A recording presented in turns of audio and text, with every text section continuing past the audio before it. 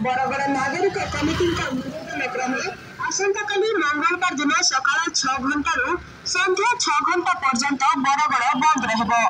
पीड़िता झील को न्याय दाबी एवं पुलिस विभाग निष्क्रियता और धीर तदंत प्रतिवाद आसंताकाली मंगलवार दिन सकाळ 6 घंटा संध्या 6 घंटा पर्यंत बरगड़ बंद कर बरगड़ नागरिक कमिटी तरफ निवेदन करुछु।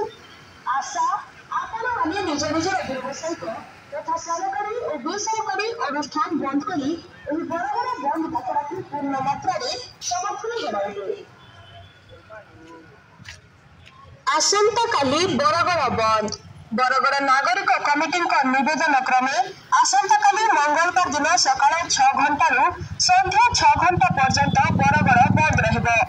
पीड़िता झील को न्याय दाबी एवं पुलिस विभाग निष्क्रियता और धीर तदंत प्रतिवाद आसंताकाली मंगलवार दिन सकाळ 6 घंटा संध्या 6 घंटा पर्यंत बरगड़ बंद पाई बरगड़ नागरिक कमिटी तरफ निवेदन करुछु।